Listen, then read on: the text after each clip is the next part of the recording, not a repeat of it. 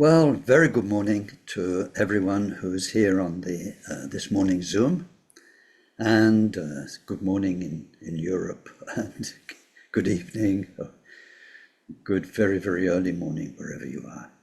And then for those of you joining us on YouTube, then good morning, good afternoon, good evening, same thing, wherever you are, wishing you well. So today is our second in a series of 10 teachings on voidness and compassion, sunyata and compassion. Since last week and the course started, I've had a few people contact me saying, I don't like the term voidness. I prefer emptiness, or people have got other terms too, like spaciousness and whatever they like. But I'm calling it voidness. But most of the time shunyata. It's easier all round. And so anyway, this course is about that. And the combination of these two, not just things, areas of our Buddhist training is the way to enlightenment. And although we might train in the one or the other more at one particular time on our journey, in the end we need a total fusion of high quality shunyata, high quality compassion. So because we're on this journey, this wonderful journey with our precious human existence in this strange, impermanent world, because we're on this journey to enlightenment, so we can really be of help and use to everyone, then let's start with our Bodhisattva prayers, as we do. So, we take refuge in the Buddha, in the Dharma, and in the community of most noble minds. From this moment on until we reach the very heart of enlightenment. Through our practice of generosity and all 6 transcendent virtues, may we reach total awakening and every enlightened quality to be able to truly help sentient beings who are so lost in samsara. May each and every being be well. May they live long, be healthy, be well provided for, have good friends, find respect. May they live in places of peace and plenty, and most of all, may they practice Dharma. May they each create the causes for these good circumstances to be their wealth in future lives. May they be free from suffering and from creating causes of future suffering, and may they discover the natural, sacred well-being totally beyond suffering, and attain the great equanimity that's free of distance or closeness from anyone. Deyata shame shamawati shameta shatru am kuri marajite karota keyore te jowati oloyane pishudane male malapanaye kukure kaka grase grasana omuki paramuki amuki shamme dawane savagraha bandanane negri dva Sawa bhava pravadina vimukta marapasha savitva buddha mudra anudgatita sava mare butsarita parishuddhe bigashantu sava mara kamane.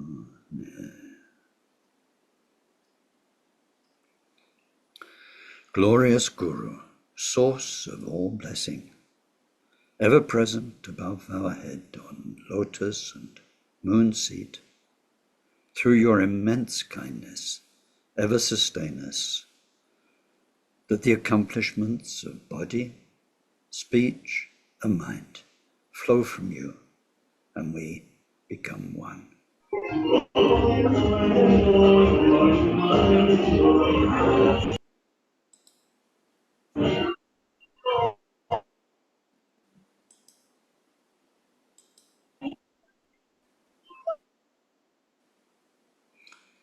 Okay. So, where to start?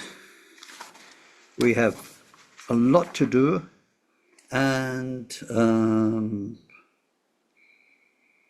well, let me tell you what we're looking at.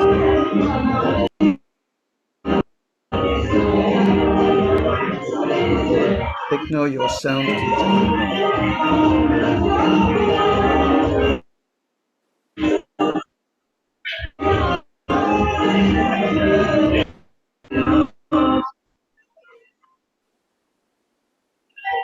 Techno, if you can hear, your sound keeps coming on. I keep turning off your microphone and it keeps turning itself back on.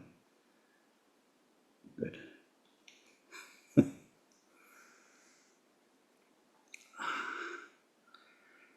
Right, so my job is to simplify something big into a few talks. It is quite big.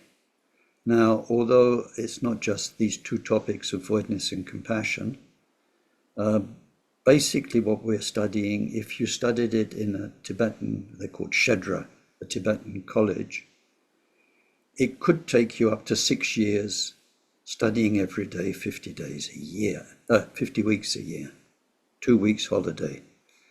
So a large part of that 6-year full-on curriculum is studying in depth the views of the different schools in a very proper way, where you have what we will call peer review, but where people learn to debate and challenge each other's understanding. So you can't just sort of study on your own, like, how can you say, we Westerners like to do, without peer review. You have to defend what you believe in debate, according to very strict rules. So we don't have 50 weeks a year all day long for 6 years. I don't think I could teach that either. It takes very competent teachers. So I have to condense this topic about what we call the view, our basic understanding of what Buddha's message is, into just a few talks. And I'm doing it based, of course, on Khenpo Tsultrim Gyamtso's wonderful resume that he made. And he taught it sometimes in a long way, sometimes in a short way. There is a book you can buy. It's called Graduative Meditation on the Stages of Emptiness.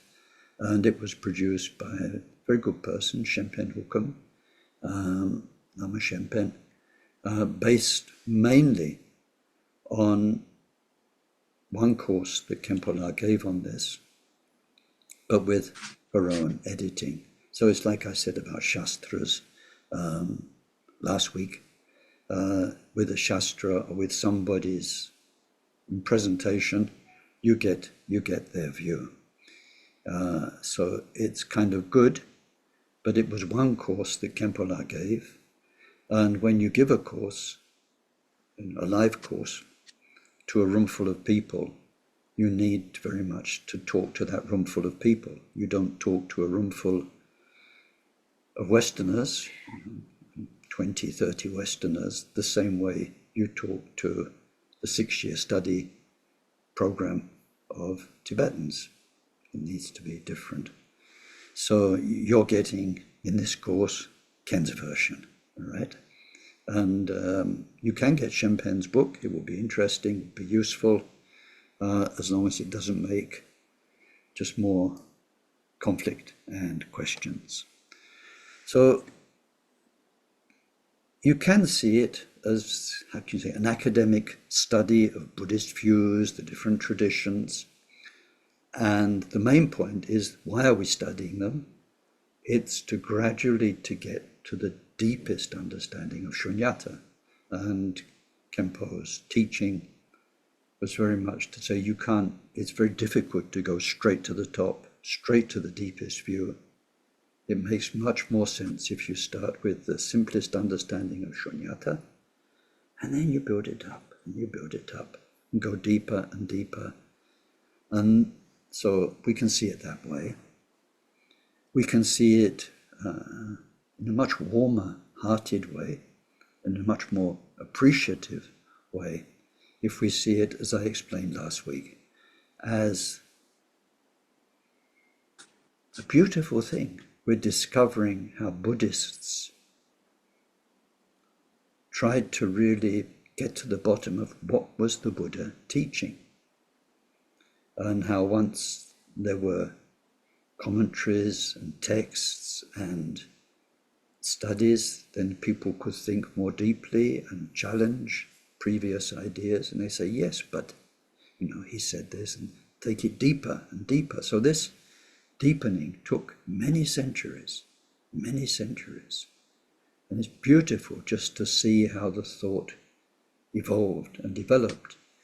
And of course His Holiness 70th Karmapa is giving a course every year that's gradually, he also is obviously very, very interested in this development of Buddhist thought and wanting to present it to the Kagyu community in a way that's very helpful and new for them.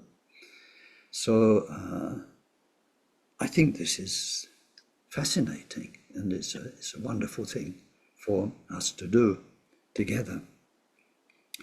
Well, last week we was mainly talking around the topic of sunyata, voidness, emptiness. So today let's start with a definition, something you can write down, something you can learn by heart.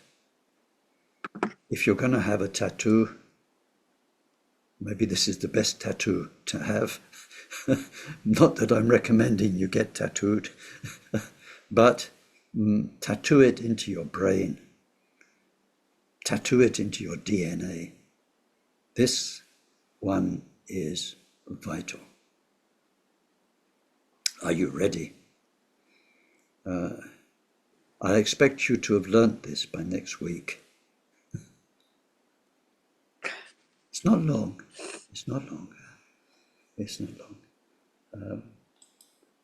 So, pen and paper to the ready, if you're that kind of a person. Voidness is the wisdom that knows the difference between what seems to be and what really is. That's it. You don't need to write that's it. That's it, full stop. But you can write that's it if you want, because it highlights the point. First thing, voidness is wisdom. Remember last week, it's not a state, it's not a something, because it has to apply to everything all the time. Everything, everyone, all the time. So voidness is wisdom. What kind of wisdom? It's a wisdom that knows. Now this word knows, K-N, knows, means, can mean many things in English. This is direct, clear knowing. It's not conceptual knowing. It's not a word story in your head. It's knowing, direct knowing.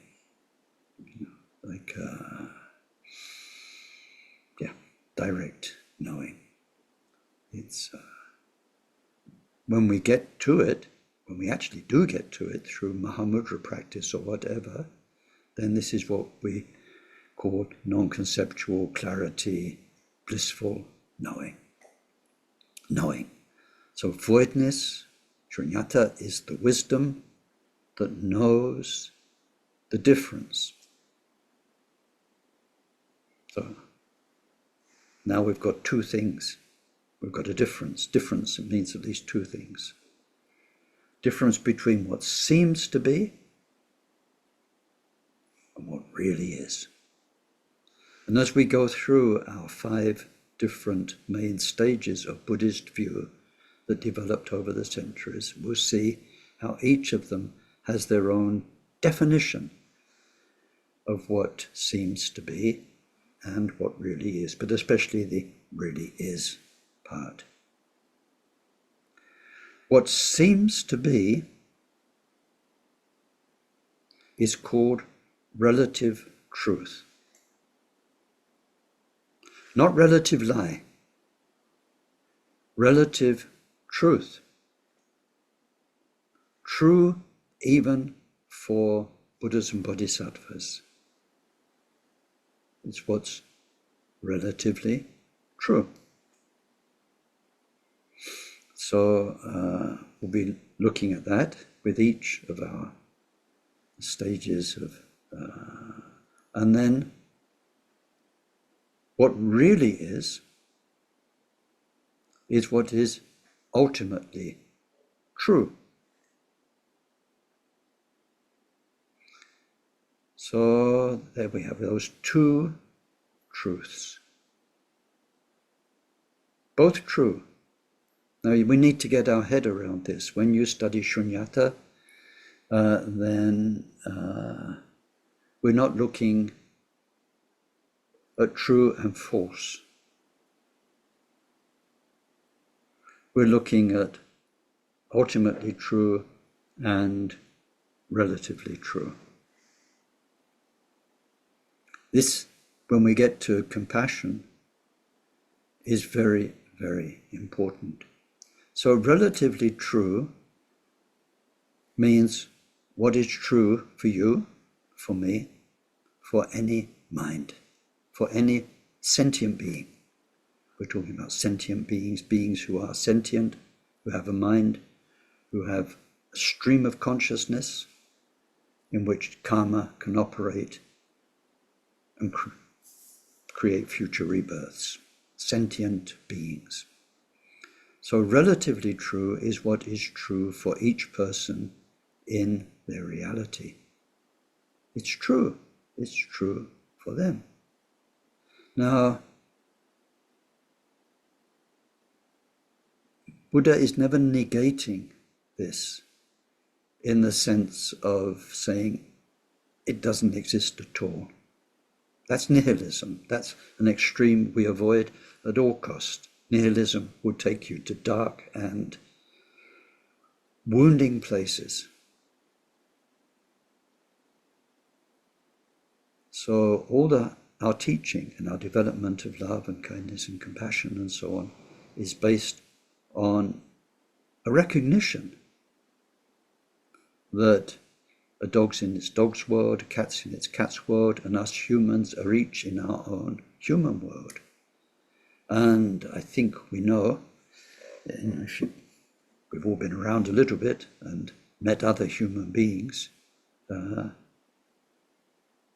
think the more you know them, the more you realize they're in different worlds from you, everyone. Have you ever met somebody who's in your world, who's like a total replica of you in the way they see everything and everyone and experience and their whole personal history that interprets reality around them? Did you ever meet somebody? Do you think you ever will?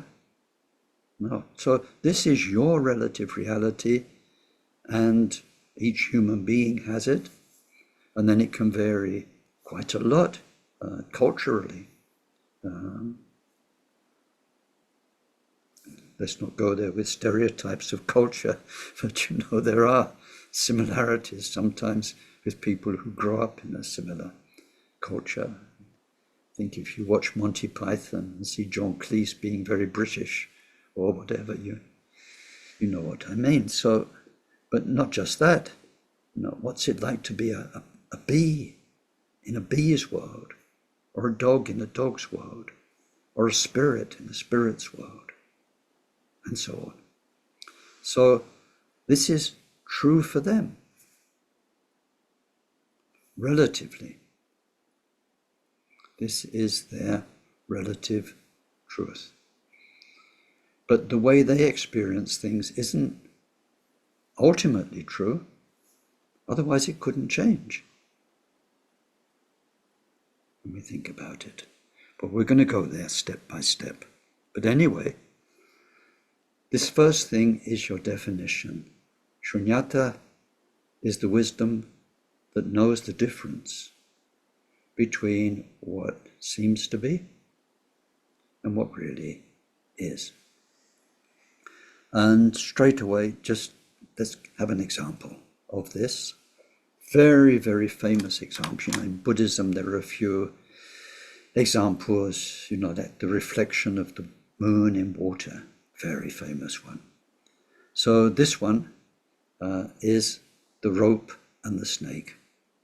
So this is a coiled up rope in a dark place, let's say a barn, and somebody goes into the barn and they see this shape and they think it's a snake, and so they are scared, they are petrified, and maybe frozen to the spot, maybe shouting out to somebody, hoping there's somebody outside.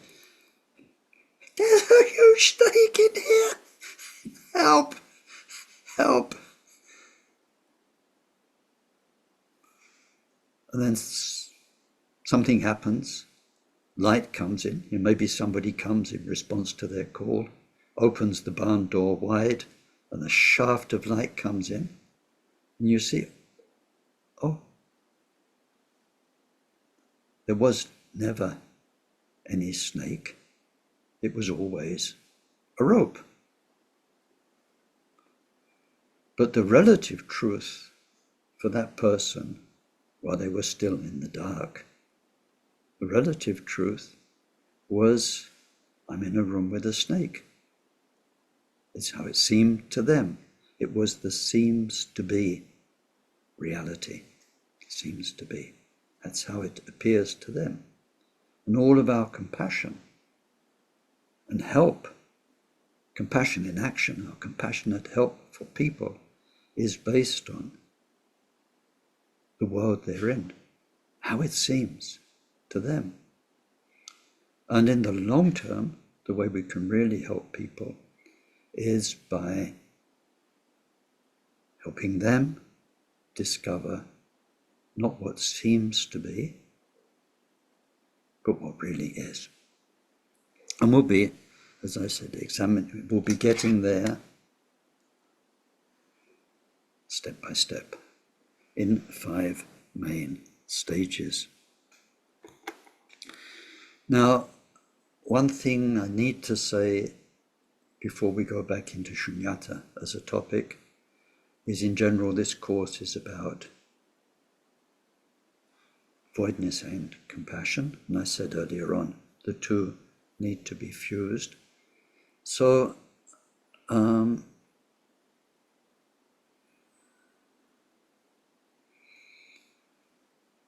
some of you may remember this from the Prajna Paramita courses we did, that voidness is compared to eyes that see the way to go. And compassion is compared to the legs that can walk, can actually take you where you need to go. And that if we have not enough of one or the other, we can't complete the journey. So it says, sunyata, the wisdom that knows the difference between what seems to be and really is sunyata. Without wisdom, without compassion, is like the eyes of a person who can't walk, who can't move. So they can see where they want to go very clearly, but they don't have the strength to go there. That's terrible, isn't it? You can see where you want to go. It's beautiful. Maybe you've got binoculars and you can see it. You think, oh, it's so nice. It's rotten here and it's lovely there. But you can't go. So that's wisdom without compassion, without all the skillful means of compassion. But the other way round, if you've got lots of compassion and skillful means, so then that's like having the legs that can go, but you have no eyes. So you've got no idea which direction. You've got no idea if you are going in the right direction. Maybe you can go round in circles. So it says we need these two. So when we say compassion, it doesn't mean compassion as a feeling. It means compassionate action. Based on your love and compassion as a feeling for people, then we live a life of compassion. And this gives us something in Sanskrit called punya. Punya actually means power. Sometimes it's translated as merit. Merit is a word that doesn't ring comfortably with many people. It doesn't convey the sense of punya. Punya builds up day after day, year after year, life after life. I remember one Tibetan Rinpoche, who shall remain nameless, because a very, very nice person, a very good Rinpoche, but who was talking about Akron Rinpoche at a time when Akron Rinpoche had this amazing work in Tibet. He had more than 100 projects going in Tibet. Most lamas who had a Tibet connection, they rebuilt their monastery, they maybe made a school or one thing. And Akron Rinpoche's work in Tibet was helping more than 100,000 people, more than 100 projects, all sorts of things. Schools, helping orphanages, helping old people, re-establishing Tibetan medicine, cultural projects, so much. So this Lama, remember, he said to me, we know each other for years and years and years. He said, he swears, he's a Lama who swears a bit. He said, bloody hell, Ken, bloody hell, that Akon, I don't know what he did in past lives, but I wish I'd done so much and I had his punya. So, how could somebody, how could one person's life help more than 100,000 people? And then through other things, many more, because when you, through Dharma, you help people grow and they help other people, it's endless. The benefit's endless. How can one person do that? It's through building up goodness, through good deeds, kind, selfless, wonderful deeds, day after day, year after year. Only with that punya, that wealth, it's called a wealth, can we become Buddha. But also, like wealth, you can invest wealth badly. So we need the wisdom to invest our goodness, our kindness, all of our good karma. We need to channel it in the most efficient, most wise way for everyone's benefit. So we need voidness and compassion. But in our own journey, there will be times when we need to focus more on the one or on the other. So with these sunyata teachings, as we go through the schools, we are fine-tuning our wisdom, the wisdom that knows the difference between what seems to be and what really is. And as I mentioned last time, I don't want to go on too much about it, but it's so important. We should never think of sunyata, emptiness, voidness, as being dismissive. Oh, doesn't exist. Or, but it's all empty anyway. This kind of rubbish talk from Buddhists. It really is not just rubbish, it's dangerous, dangerous talk. Our greatest Mahasiddha, Saraha, who became later on Karmapas, but in India he was Saraha. He said, the people who get shunyata wrong are the worst. He said they're incurable. There's no way you can get through to them, you can talk to them, they're lost. It would have been better if they'd never learnt it in the first place. So we mustn't get shunyata wrong. Wrong means becoming nihilist, dismissive. You see, it is drawing our own conclusion, which is wrong. So Buddha taught so much about shunyata, how things don't exist absolutely, forever, independently, in their own right. So Buddha said these things don't exist, in that meaning of the word exist. So then if people add on to that, therefore it doesn't matter,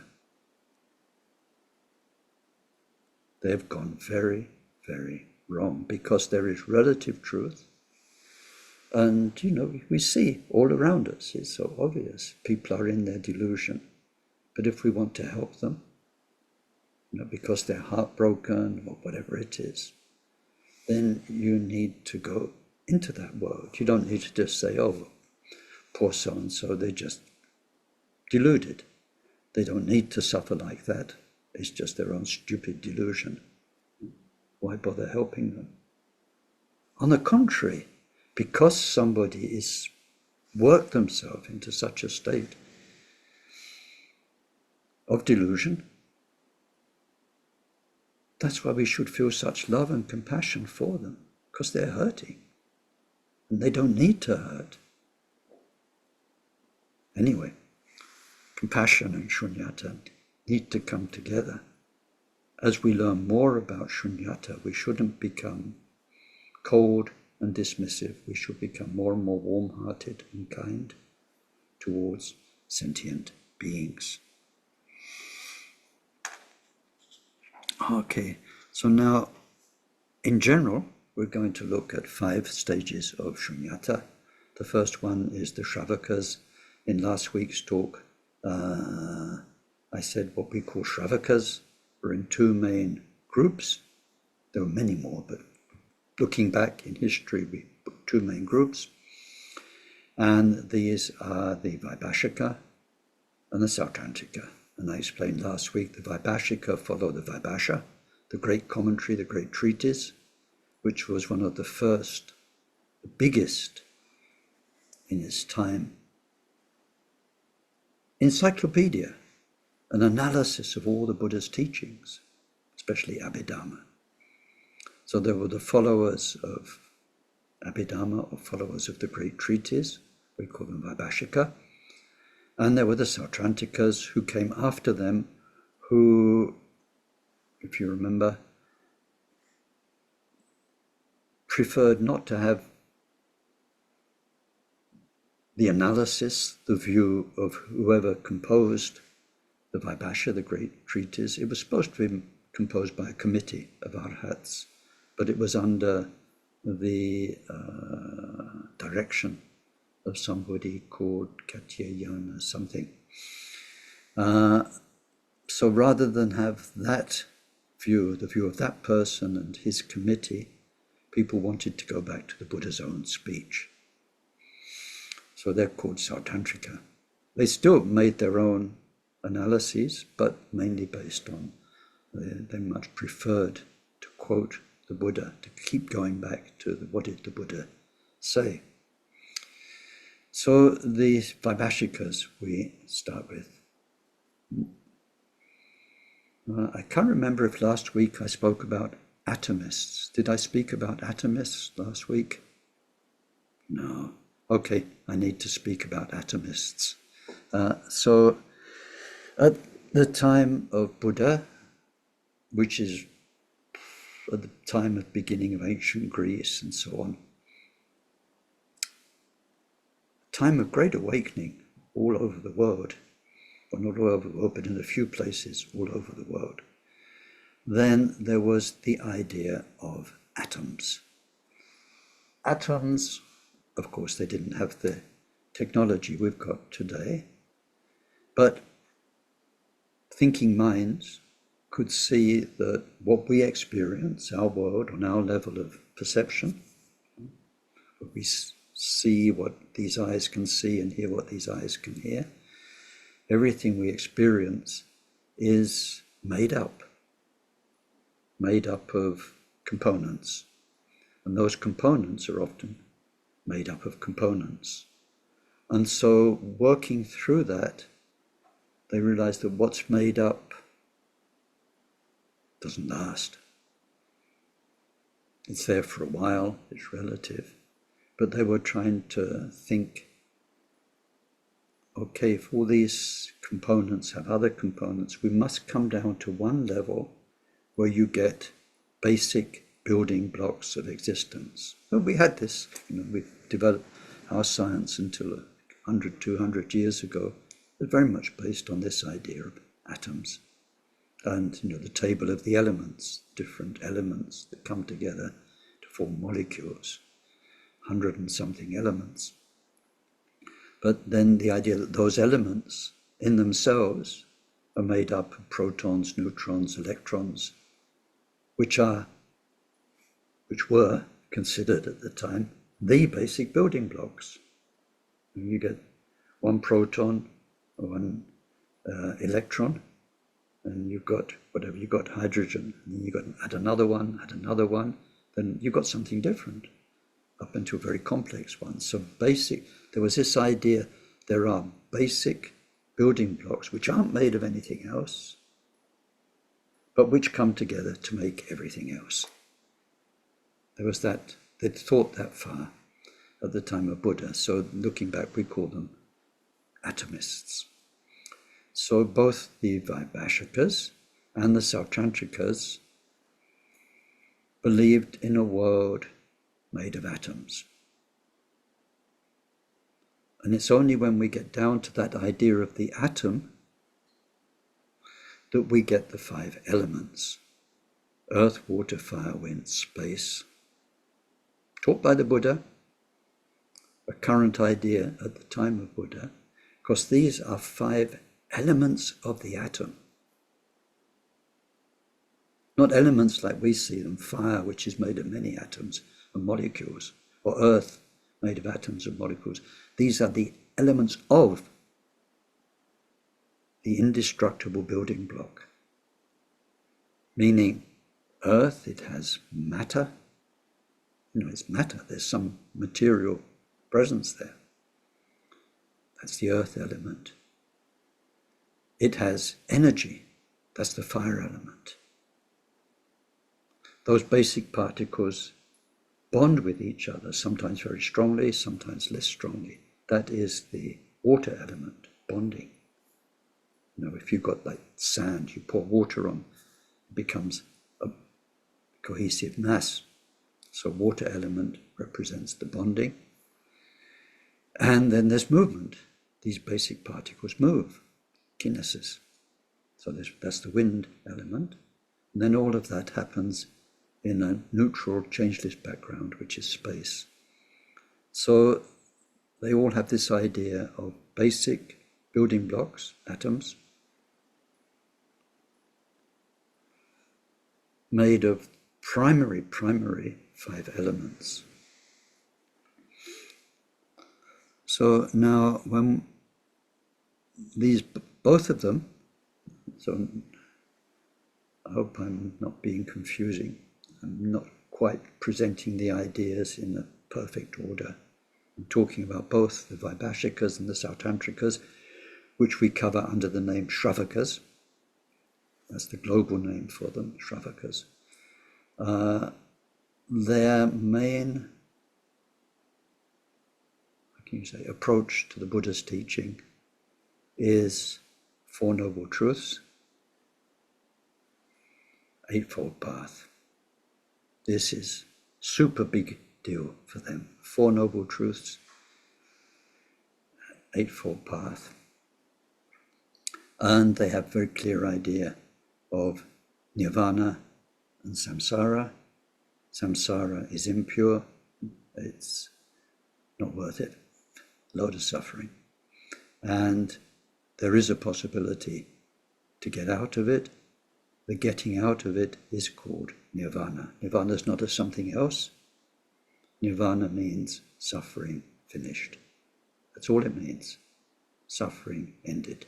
Nirvana is not a condition, a state that we can define. It's not another place, another state we can go to. It's not about something we can go to. It's about the end of samsara. Samsara and the end of samsara. Samsara, nirvana. So these are very important for them. They think that all that seems to be world, relative appearances to each of us, is impure and leads to a lot of suffering through rebirth and bad karma. So with the Four Noble Truths, they've got why do we suffer? What is suffering? Why do we suffer? The second truth, that's all about karma and how we make it in an impure world through our impure mind, desire, and anger, aversion, jealousy, pride, and all of that. So Four Noble Truths. And then how to get out through the Eightfold Path. That's a big deal for all of the Shravakas, the Vaibasikas, and the Sautrantikas.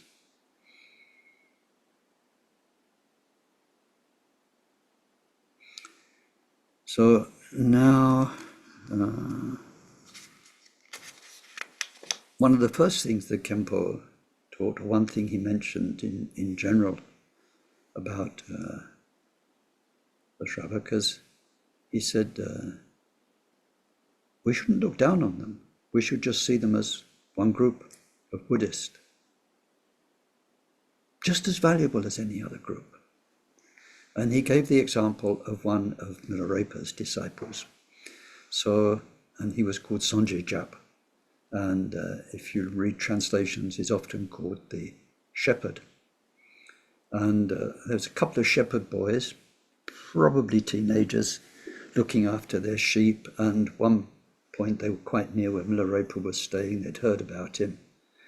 And they said, let's go up and see him, check him out.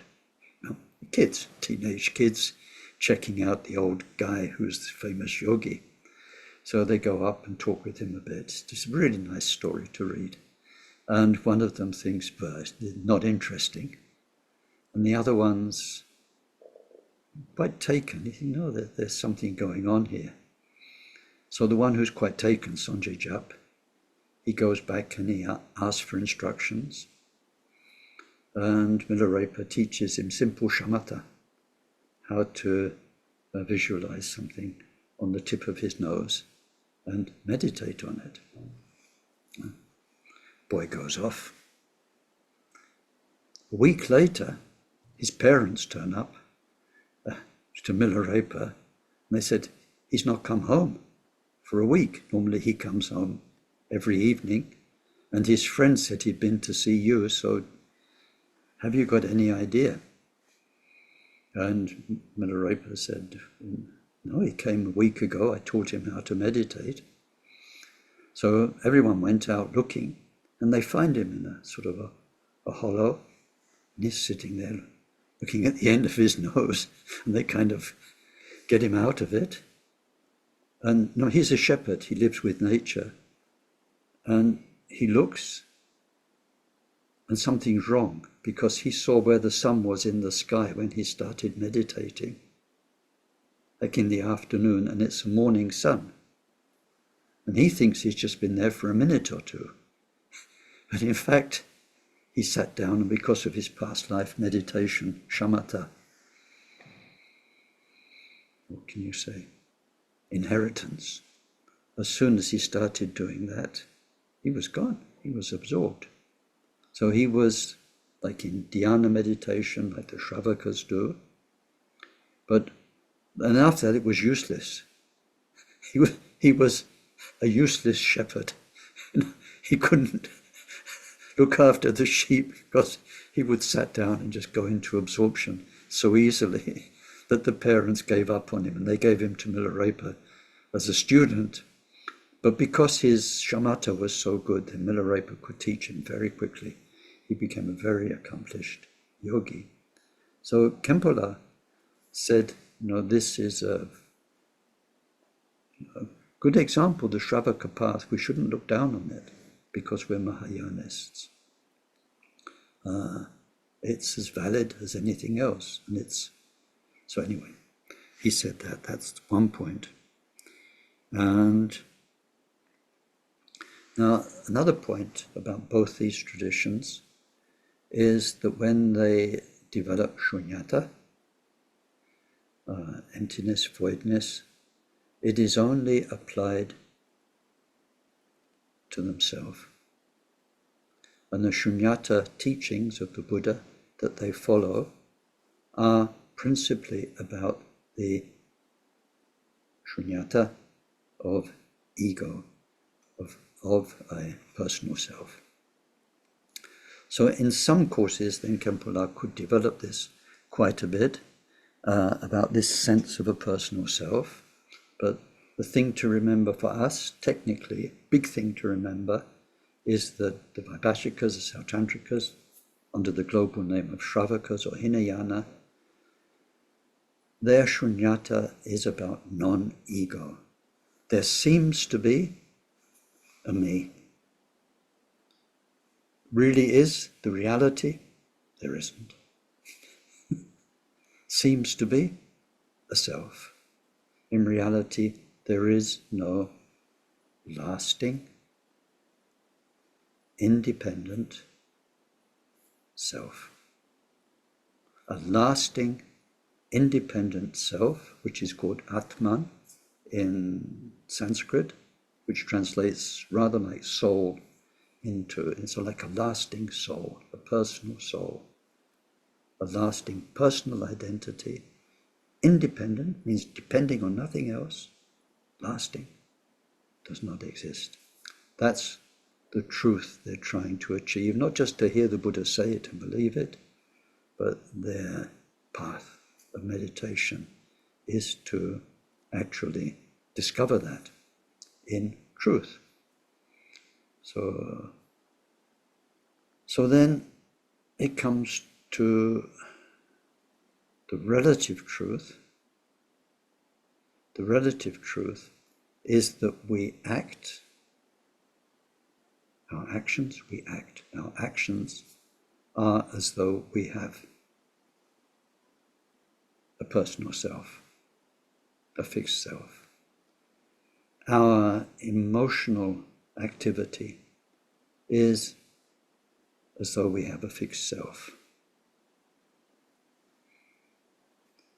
Intellectually, it may be different. We may understand conceptually, intellectually, there is no fixed self. And you don't need to be a Buddhist to do that. I mean, anyone with any intelligence, and I think in Western philosophy as well, we can see, and in psychology, we can see how our persona is constructed by events in this life, how it changes. People can change very radically, even in a few years, or sometimes when life's intense, even in a few hours. People can become broken in a few hours. People can become awakened in a few hours. So we can see there is no lasting self. Conceptually, our intelligence, if we call it intelligence, can see, of course, there's no lasting self. We're a changing, evolving being. But that's not the problem. It's because we don't act like that. So there is a conflict between what our rational mind knows and how we behave. And Buddha explained this very clearly in the Abhidharma teachings. And when we look, especially the five aggregates of which we're composed, we see, well, we're not one self, because at least there's these five areas: form, feelings, cognition, samskaras, consciousness. But then each of those has, like the samskaras, number 4, 51 basic areas, each of which has subset. We can observe this in ourselves, and we can see how they work together. Our consciousness sees something. It's nice. Oh, it's so nice.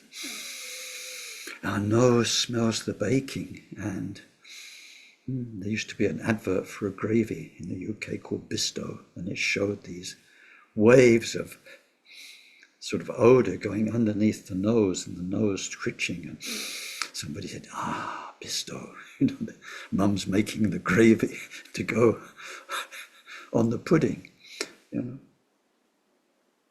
We see through Abhidharma, and then something in you says, I like gravy. And then it says, oh, I want some of that. So then you will act so that you get the gravy. Maybe with the gravy it's not too bad. But when it comes to like acting for power and politics, or acting for a person's emotions and affection and friendship or love, then we get ourselves into trouble. Acting for wealth.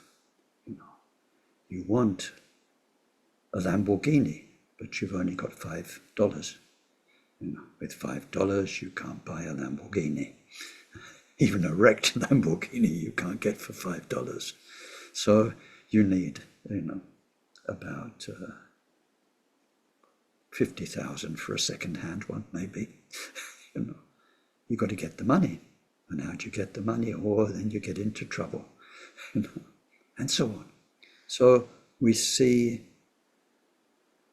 that we act as though there is a me with likes and dislikes, and because of the likes and dislikes and the dreams of how me would be happy if me had this, and how me would be unhappy if I didn't have that, and so on. It all builds up into a samsaric reality where you spend your life fulfilling the wishes of this illusory me. So in both the Vaibasika, Sautrantika meditation methods, they are not trying to indoctrinate themselves about the woes of samsara and everything the five aggregates get up to. They observe. They simply observe. Watch it at work. And they see how the mind keeps telling this story. Me, I, mine. A little bit more complicated. It gets tricky. Us and ours. But the us is an extension of me, and the ours becomes an extension of me, because, well, you are identifying as a mother or father, as part of a family, part of brothers and sisters, the us. And then once there's us, there's them. And then it's the same thing, just like when there's me, there's you. And then there's friendship or aggression, wanting or distaste, and so on, rejection. When there's us, there's the them, and it's the same thing. Us needs to be preserved, looked after, and that's where the karma that makes suffering starts to come in. So we just observe, and observe and observe more and more finely, because we are practicing shamatha, which is a very, very big deal for the Shravakas. Shamatha is very much the key, so your mind gets more stable and more peaceful. The thoughts become not you, your thoughts, they just become thoughts on a screen. And one sees these thoughts telling a story. Especially if you're a Buddhist. First thought is, I hate you. No, that's not a nice thought. Come on, psych yourself into it. You're my fellow sentient being. I love you. I want you to be liberated. But the first thought, we just see them come up and we say, I hate you. Or I hate sour Chinese pickles. And so as it comes up, who is this I? You're sitting there very quiet, and there's this voice in your head saying, I like this, I don't like that. So we observe. So the Shravakas observe, and they realize this I is crazy, because it's not a consistent story. You put it in the witness box, it's telling different stories all the time, and conflicting stories. There are just so many contradictions and conflicts in our I, and how we define ourselves, and how that changes.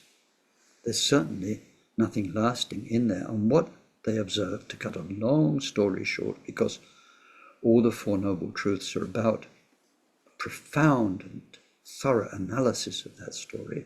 To cut the long story short, they see that all of the suffering that beings have comes through their karma, their bad karma. I mean, all the joys come through their good karma too, but the suffering comes through their unwise karma. Why did they do those things? To hurt other beings with their body, their speech, their mind. Why? It's because of their kleshas, their mind poisons, because they wanted something, they wanted their own way, they wanted this, or they disliked something, they wanted to destroy it, get it out of their life, or they were jealous, or they were proud, so on. So we see the kleshas are behind the karma. But what's behind the kleshas? There's no desire without a me wanting something. There's this voice that says, I want that. It's not just a voice. It's a kind of it's almost physical. I really want that. I really want you. I really want that person. I really want. So there is this I emotional energy. So no matter how our rational mind investigates and interprets being, then our emotional mind, the way we act, the way we're living, is as though there was a me, a fixed me. So getting rid of this seems to be me and replacing it with what really is. So what really is, rather than a one me, we see we are 5 aggregates, and that each of the aggregates has, when we studied form and feeling and so on, and so we actually observe those. That's the relative truth. That's relatively happening, truly happening. When we observe it, we find no me in there, just each aggregate. That's a feeling, that's a consciousness, that's a form. That's what we are. Amazing. One thing after another. Hundreds, thousands of them in the course of a day. But somehow we project an overall me onto some of them. So what really is are the 5 aggregates. But then when we look at what is form, in particular, but then the other four, mind, form is matter, mind are the other four. It's all made of atoms, materially, and mind. So there is mind and matter. Matter is basically, what is the real truth? Atoms, tiniest particles. They come together to make everything: bodies, people, places, gravy, and whatever else it is. And then the mind has attraction, aversion, feelings, because of consciousness that lead to cognition, that lead to the samskaras. We see the five aggregates at work, and gradually this naturally liberates the illusions of a fixed me. And the shamatha, which enables us to have that intelligence, also takes us to more and more peace. And we can see that that peace that we're heading for is liberation from our suffering, and that the delusion of ego is the cause of our suffering. So shamatha is the journey that takes us out of impurity. So I think both schools see what they call samsara as impure.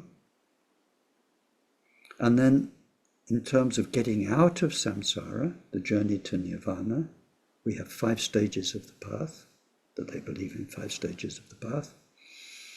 So they believe the first 2 stages are also impure. The stage of accumulation, the stage of junction, until the breakthrough, the non-returner stage, that there's also so much klesha, so much desire, so much impurity still in one's mind stream, that one is still impure. But from the 3rd stage onwards, then that is purity. And arhat is total purity. So that's in general about both of them. Now,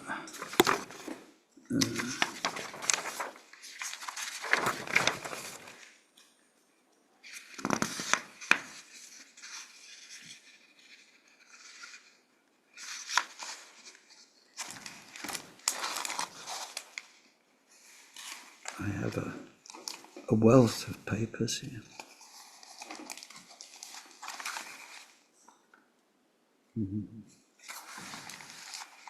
But not the right ones. Excuse me a moment. Have a break.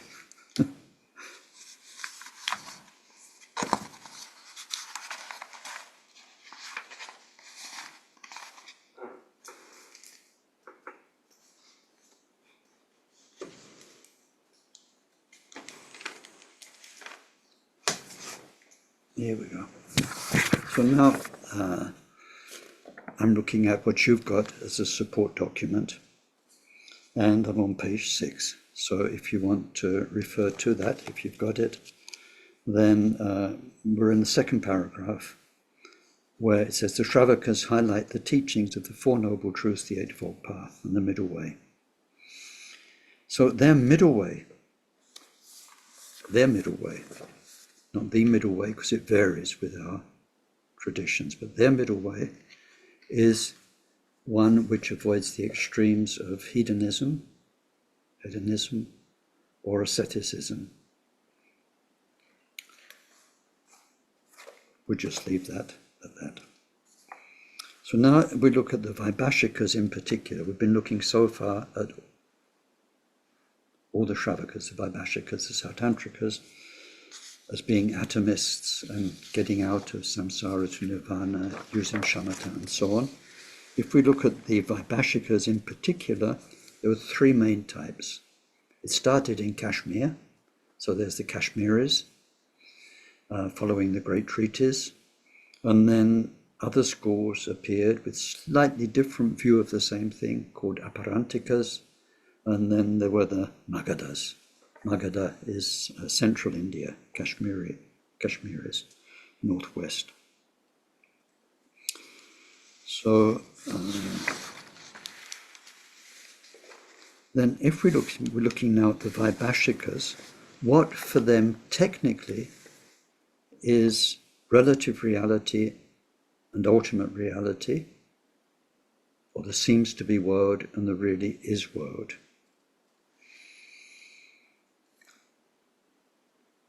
The general idea is if it can be broken down into components, that's not ultimate reality, that's relative reality. It's made up of things.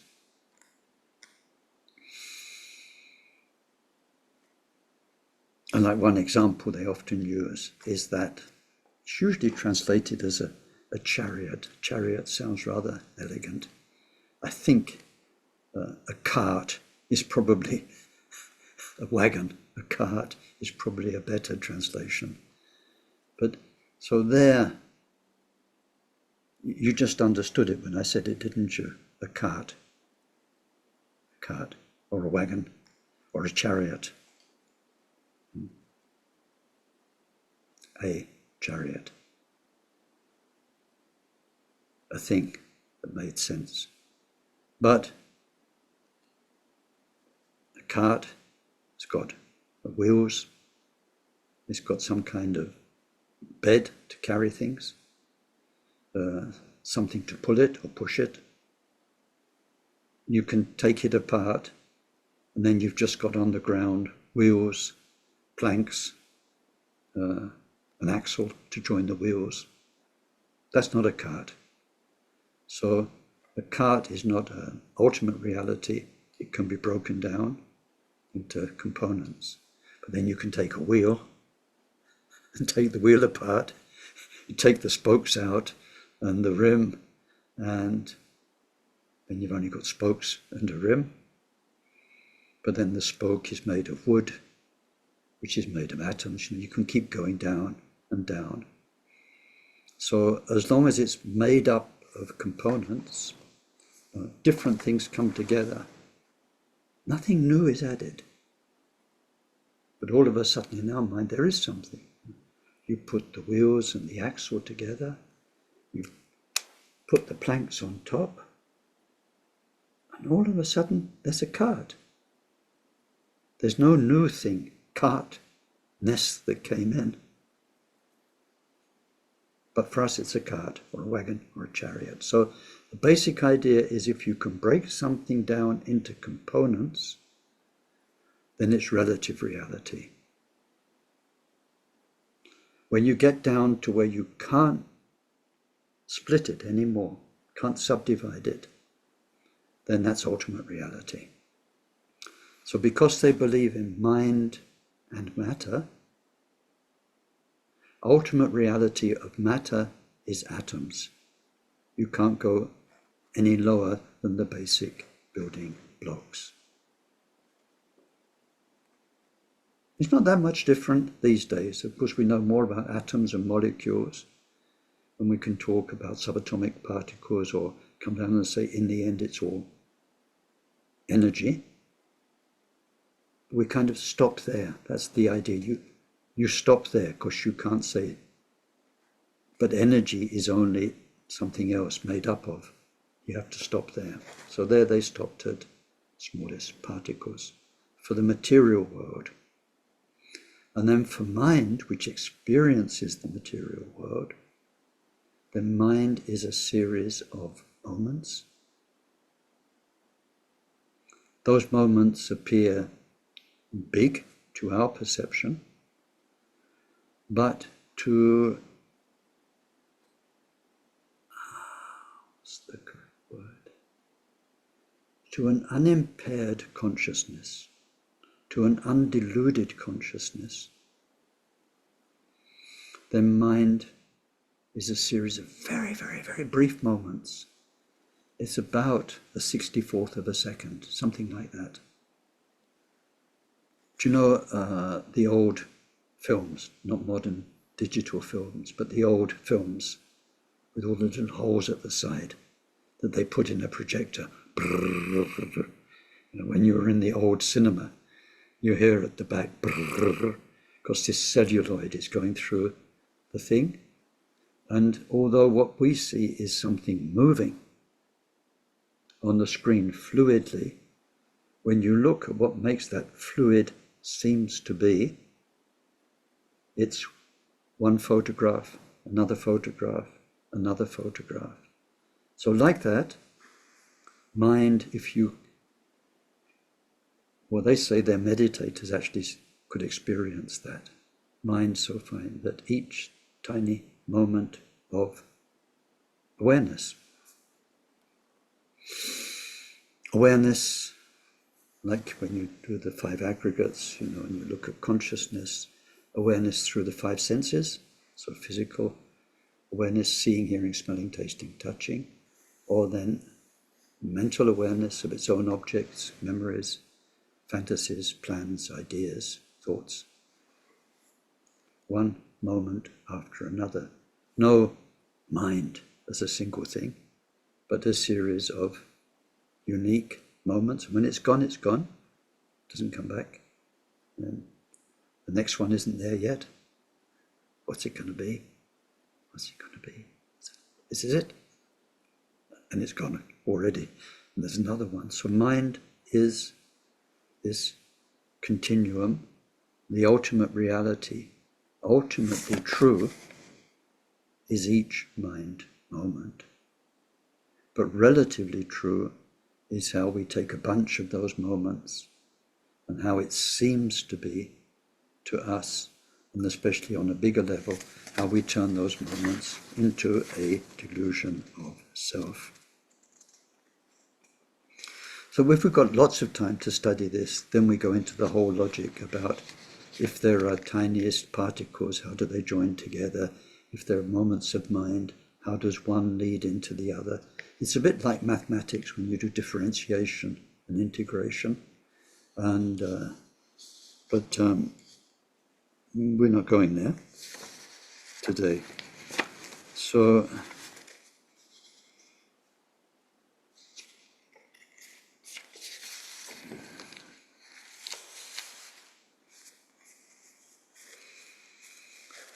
the Vaibasikas, in their 2 truths, recognize the deluded truth in other beings' minds, that each person is in their own delusion, where they're taking their mind stream as much more solid and making it itself, and the way they're perceiving the universe.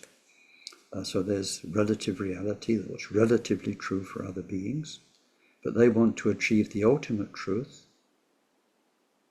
which is an unpolluted mind, no illusion of self, because of that no desire, no reactions, that is just in peace. That peace of mind, where there is no more samsara, is nirvana, is their goal. So that's a little bit today about the Vaibhashikas. Now the Sautrantikas, I need to move on, who came after those, there are 2 main traditions. We're on page 10 of your text now. Those who follow, they're called scriptures, and they follow Vasubandhu's Abhidharma text, Abhidharma Kosha, Treasury of Knowledge. And then there are those who emerged who mainly follow Dharmakirti's logic text, 7 treatises of valid cognition. So one rely on scriptures. This is what Vasubandhu said. They follow the teachings, they believe those teachings, they apply them. The other ones are more logic, reason and analysis oriented. They're very similar beliefs, it's just these 2 schools within the same tradition. Now, we've got a little bit of time to look at these. For the Sautrantikas, ultimate reality is not the atoms, it's the function. So in the logic and the treatise of the Vaibasikas we've just been looking at, they talk about things. And believe me, when you spend weeks and weeks and months with this, you get fed up with those things. All the time they're talking about a pot or a column in a temple, a pillar in a temple, and sometimes something else. But the pot keeps coming back. You don't want to hear another word about a pot and its real nature and its illusory nature and whether it's made up of atoms or a chariot. Chariot's the other one, famous one. But these come up a lot. So for the Sautrantikas, they're not bothered that the pot may or may not be made of atoms, so that it's still a relative reality, because it can be broken down. That's the Vaibhashika's way. If you can break it down, it's relative reality. When you get to where nothing can be subdivided, broken down, that's ultimate. For them, the ultimate reality is the function. A pot is a pot. It holds things. A chariot's a chariot. So even though a chariot is no more than the wheels and the axle and the flatbed, the planks, it can do what wheels alone can't do, or what axles alone can't do. You put them together, woo, you can transport. These days, we'd make it a truck. We talk about all the thousands of components of a truck and how you can carry stuff. So, okay, when you put those components together, there's no more, there's no new thing, there's no truckness you've added. It's just components. But it's the truckness that's important. So it's the function of something. A pot can hold things, and a pillar can hold up a temple roof. So the function is the ultimate reality. Why? Still the same story. We want to get out of samsara, but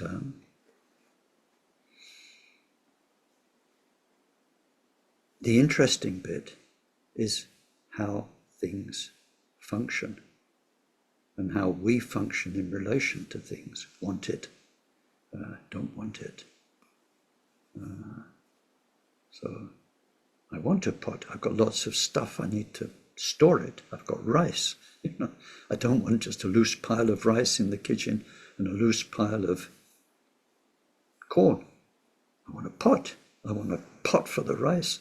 I want a pot for the corn. So I want a pot. It's how things function and how they function in our own, for us, in our mental world. So the material world is basically functions. And so now we're looking at the material world and its function. That's academic. How it functions for us is very much to do with our suffering or our happiness, our relationship to other beings and the material world. The function is very important. So then we're looking a bit more here at stories, the stories we tell ourselves. And so once something has a function,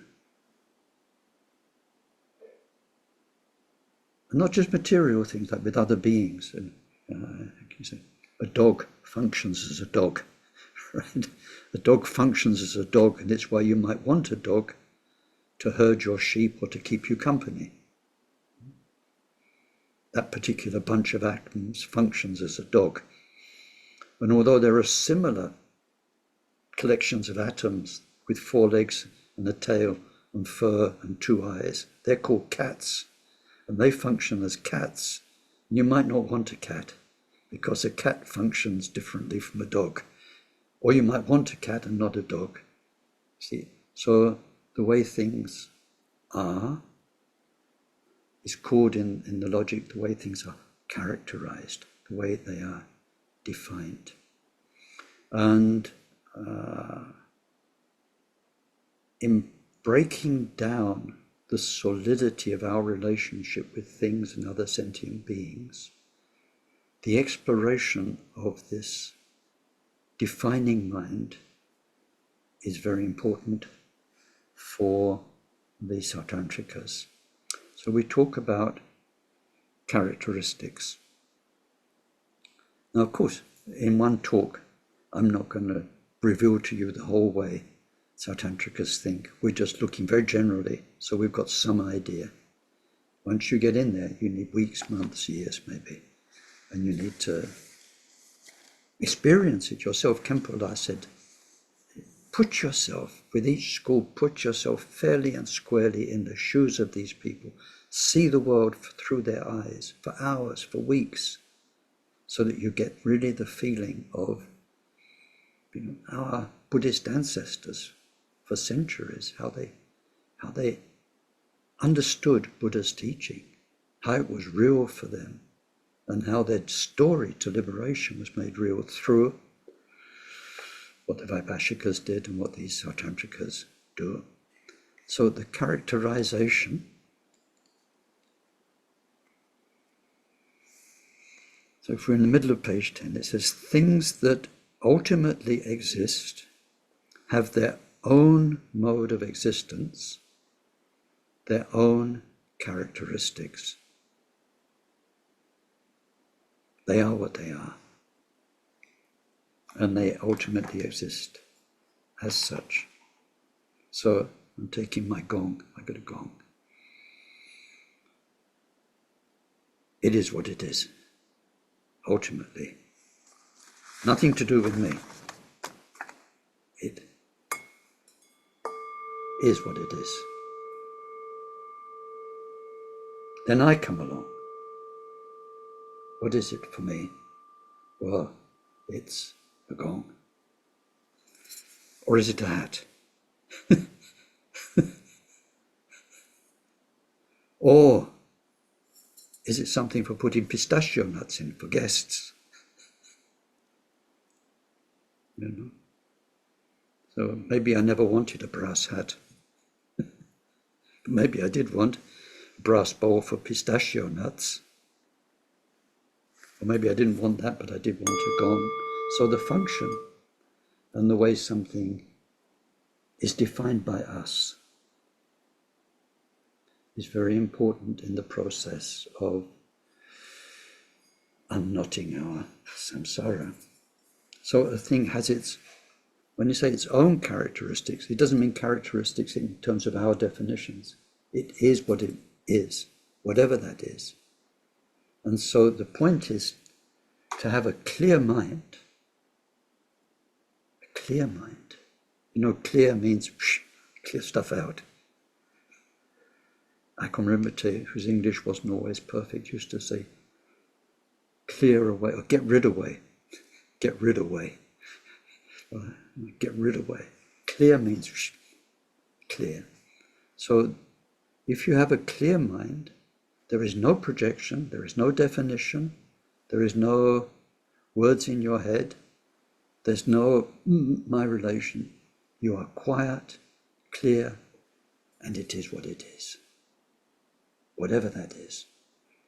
That's what we're aiming for, clarity.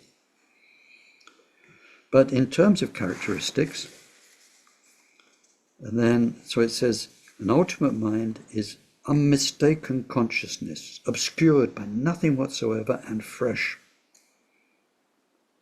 Fresh each moment with the isness of that moment, will know an ultimately existing object just as it is. And that becomes an absolute truth for a clear mind. So a fire or a pot or a pillar can be ultimately existing for Sautrantikas, but not ultimately existing for Vaibasikas who say they don't because they're made up of atoms. So it's the function. It's the isness of what's there.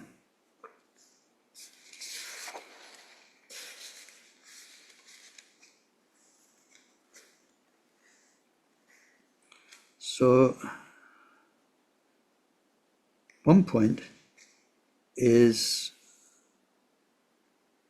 singular and what is different.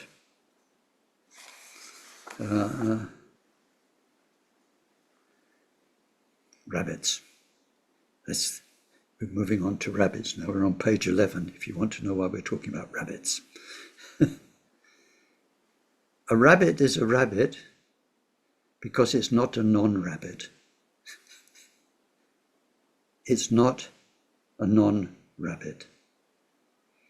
We've got rabbits here. Dogs would be a better example because you get more variety with dogs.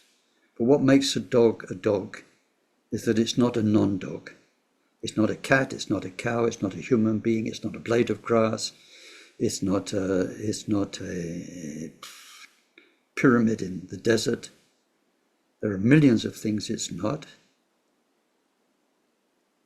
It's not a non-dog, and then it's a dog. So we see one and we say, rabbit. It's a rabbit. But then not all rabbits are the same. So you get tiny rabbits, big rabbits, some are very furry, there's some variety.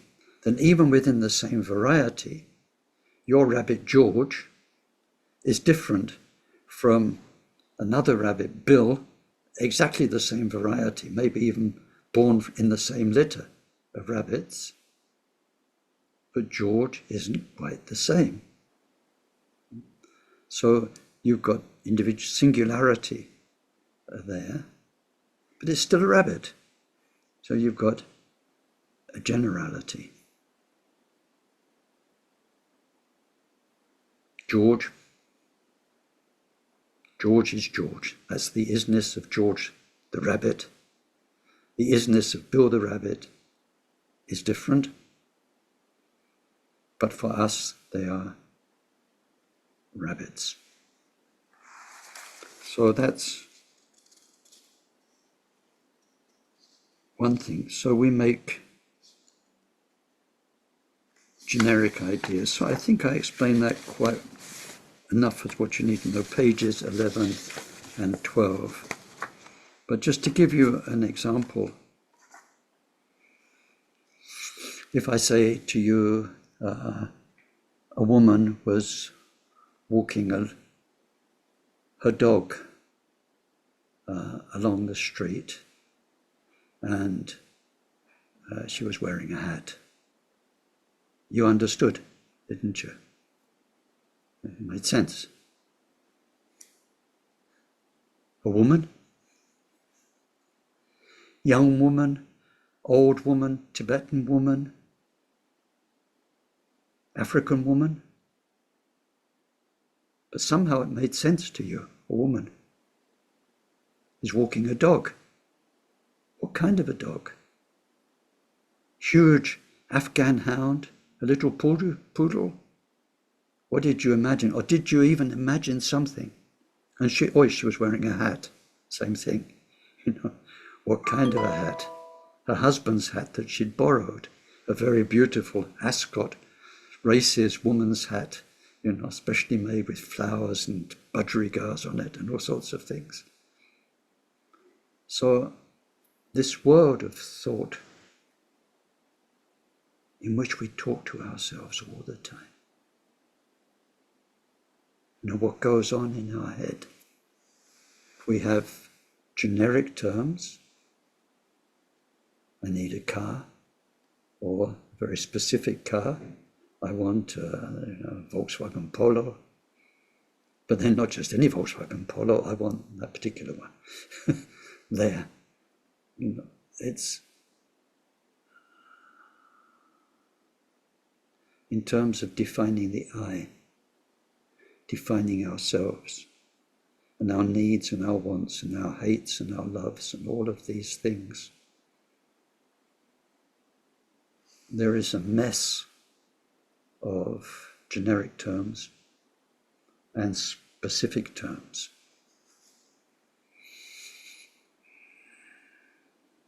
Ideas. So, need to finish now. we can maybe come back to some of this next time or in the questions if we need to. I did want to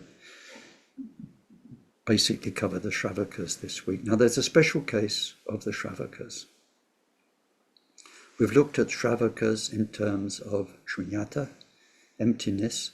Their main task is to get rid of the seems to be illusion of a fixed self. That is called sunyata times one. When we get to bodhisattvas, we'll have two aspects of sunyata, where we need to get rid of the illusion of personal self, but then the illusion of fixed realities, each one outside, other people, other things. That's called sunyata times two. Illusion, voidness of self, voidness of phenomena. But now we've got a special case. Voidness times 1.5. Voidness times 1.5. And this is the case of the Pratyeka Buddhas. Pratyeka Buddhas were Shravakas in the time of the previous Buddha. They learned meditation so well that each time they're reborn, they carry their meditation further. They are loners. So at the time of our Buddha, when he was teaching at one point, these amazing beings of light turned up. And everyone wonders, where did they come from? Because people were Buddha's community, his Sangha, they knew each other. And then all of a sudden, there were these evolved beings. And Buddha explained, they started their path with the previous Buddha, and they've been meditating in the dhyanas ever since, getting purer and purer. They have an incredible wisdom, and in particular, their wisdom of interdependence and how it works, and of interdependence within the five aggregates, is amazing. They've understood the voidness of ego, of personal self.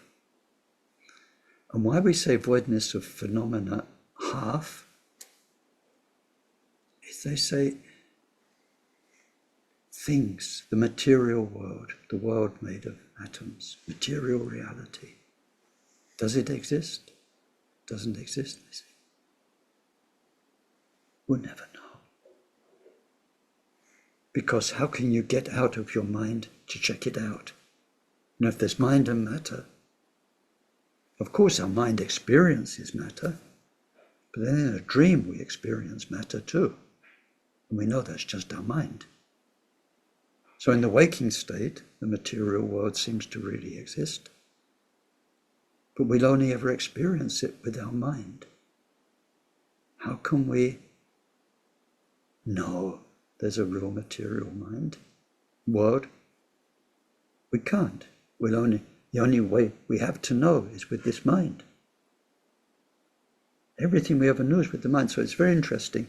We'll come back to that next week when we start looking at modern science, modern physics, because in the last 100 years or more, then this fact of the observer being part of the whole picture that cannot be ignored, that we cannot simply measure reality. The observer is part of the reality that's being measured, becomes very important. So thank you very much for today. We'll have time for discussions and questions, and then just now we'll do our dedication. If I can find the prayers here.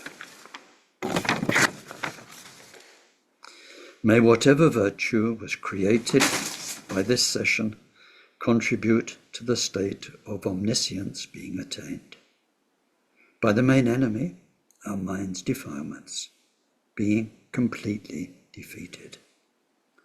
Through that, may each and every sentient being become free from the ocean of existence, troubled by its waves of rebirth, aging, sickness and death.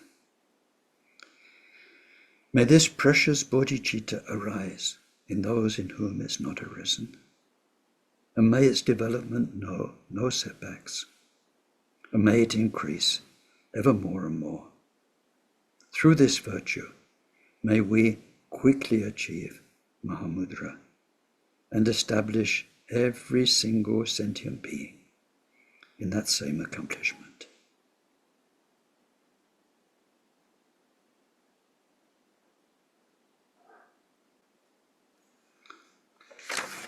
So, thank you. I hope today was helpful. I tried to cover a lot simply, but it's not always that successful.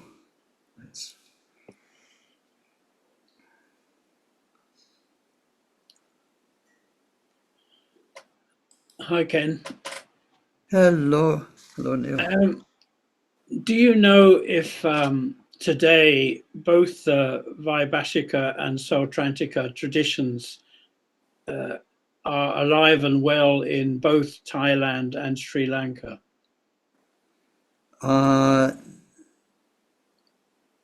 No, I'm sure they are. I'm sure that the different countries emerged from those influences, but I don't know the history of quite how that worked. Okay. I very much feel they are, but I can't guarantee it. No.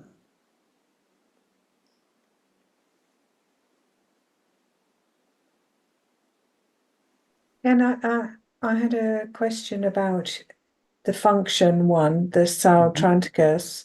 I haven't really ever grasped this about how they might be, because at the beginning you said that all of the Shravakas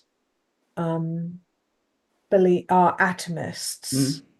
And then you went on, I believe, to say the Sautranticus actually don't believe in atoms, they look rather at function.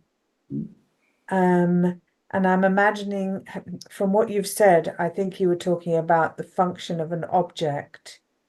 And then within mind, you were talking about how we relate to the objects. I'm not sure. Have I understood that correctly? Yeah. It's not that they don't believe in atoms, it's that they don't place the importance on the fact that things can be broken down into atoms. When we actually look at the definition of who they are, it says something is relative if it can be broken down materially or intellectually into components. So they think of a material reality made of atoms, but for them, that's not their definition of ultimate reality. This is the point. The ultimate reality of something is its isness.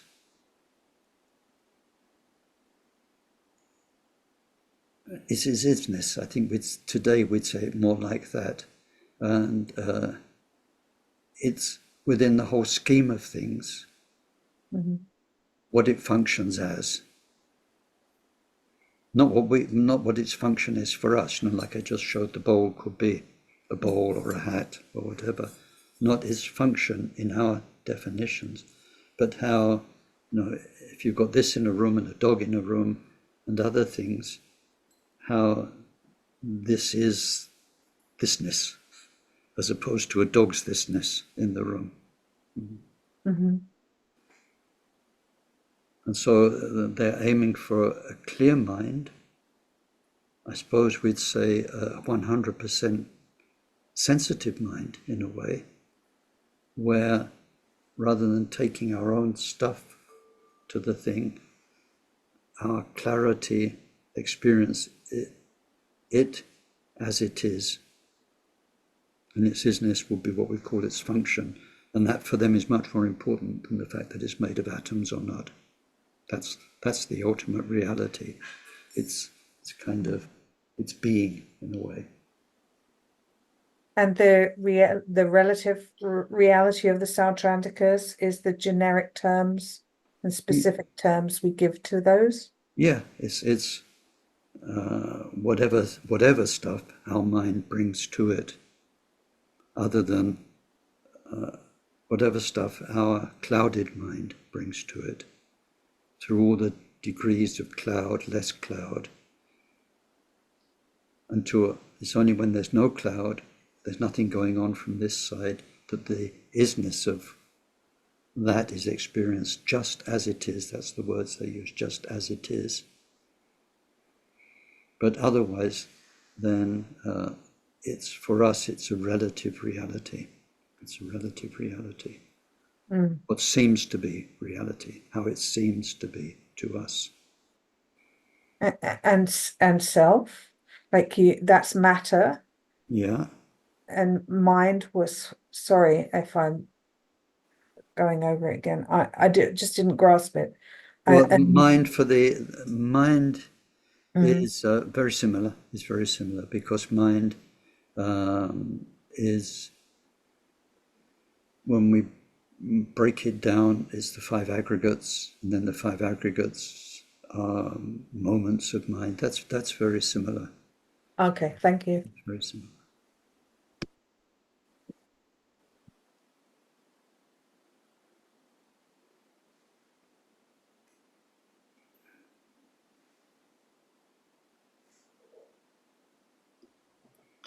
Hello, Ken. Hi, Lisa. Hello, thank you, Ken, for your teachings. Coming back to the cart and Yeah. cartness, is cartness voidness? Does it point towards voidness? Or is it a mind? It's the same as what I just did with the bowl.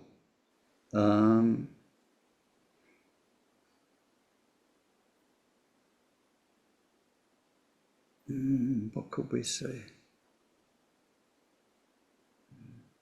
I'm trying to think of an example that makes it clear, so I'm making it up on the spot, right? But the cart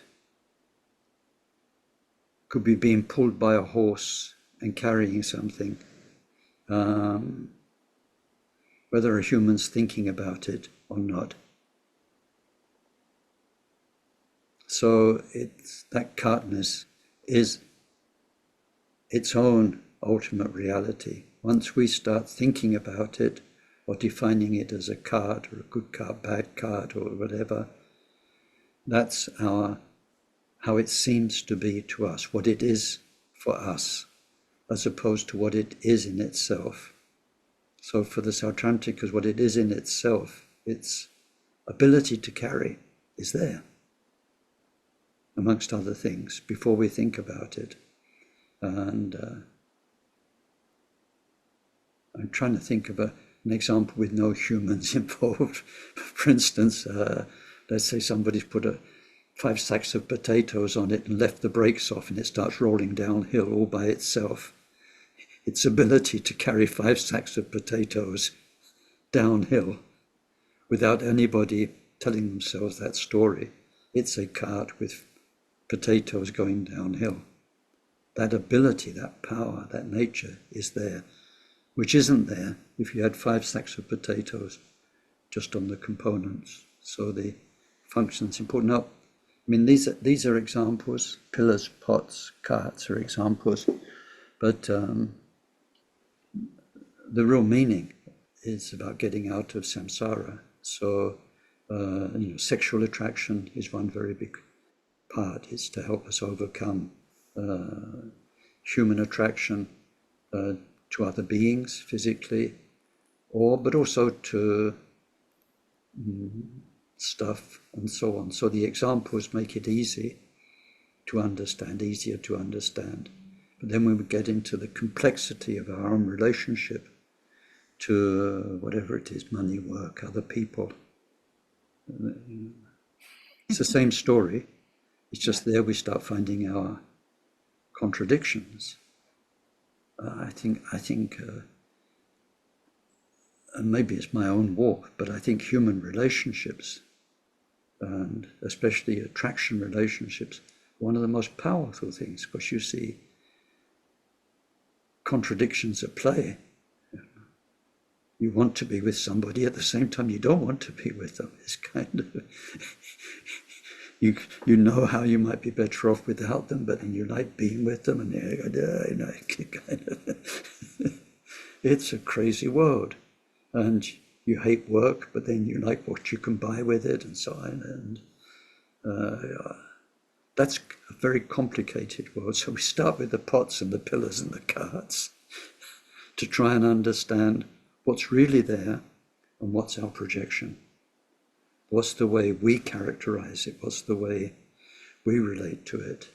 And just like on that level of sexual attraction, some people are what they call it a ladies' man. That's an English expression. Say he's a ladies' man, which means he's somebody who's charming and seductive with nearly every woman he comes across or person he comes across. And it's like in Oscar Wilde, is treat every woman as though you adore her and every man as though he bores you stiff. It's kind of like that. That can be there, but then in that generic sort of way of being, there can be a particular attraction to one person. This specific, generic is kind of is complicated. So in order to understand, decode the complications of our being, we start simply, and then hope it helps. Thank you, Ken. Yeah, welcome.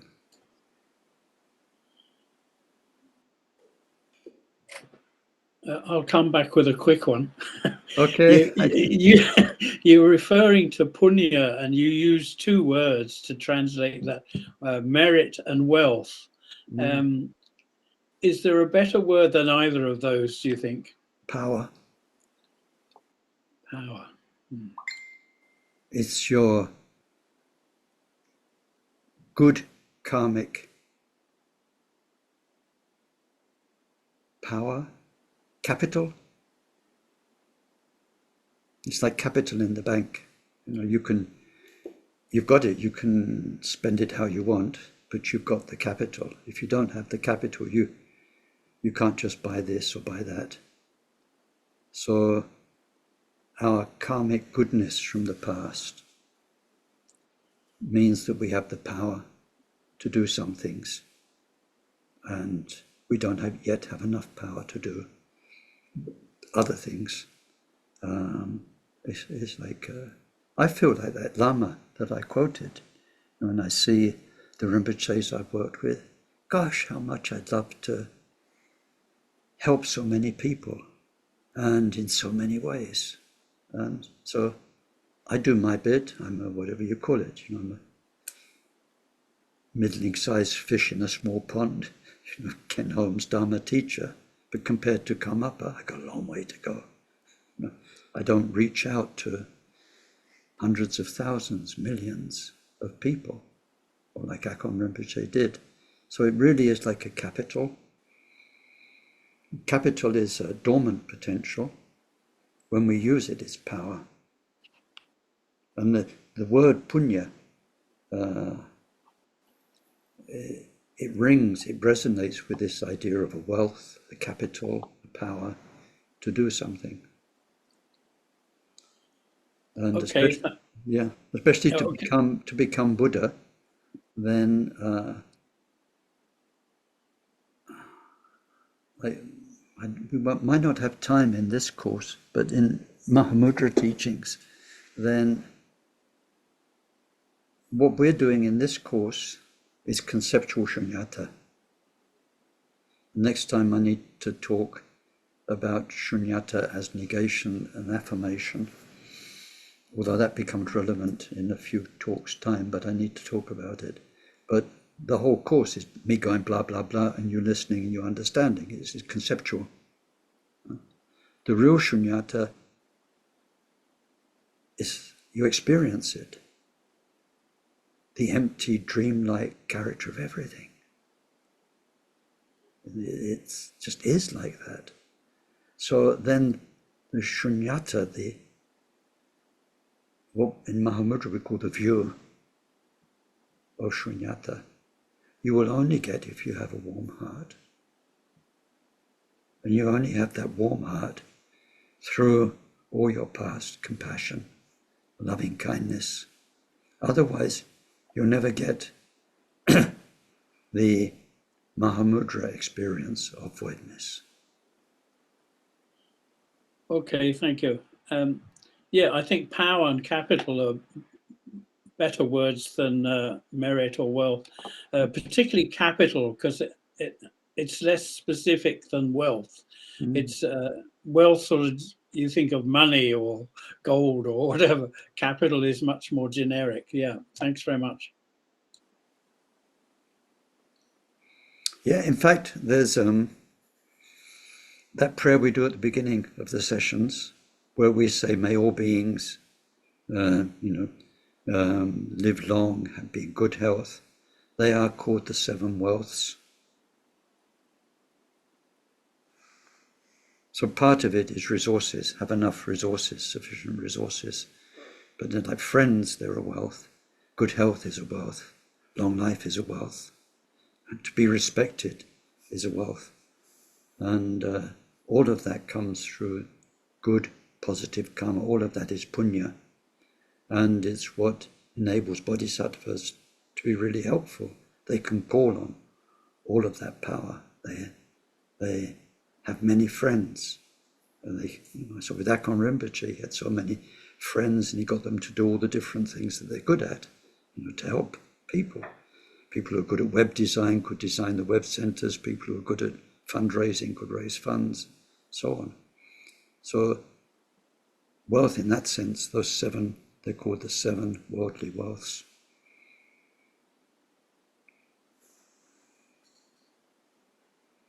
Okay, so thank you all very much. And if you're still up for more, see you next week. I think next week we still have a session, or is it? Yeah, I think we do. Let me just. It's the first next week, Ken. Is it the first? At all? Oh no, I beg your pardon. 31st. 31st. Sorry. So yeah, next week we come back for more. Okay, have a good time in between. Excellent. You're welcome. Thanks, bye. Thank you, Ken. Bye-bye. Bye-bye. Thanks, Ken. Ciao, Ken. Shravaka. Thanks, Ken.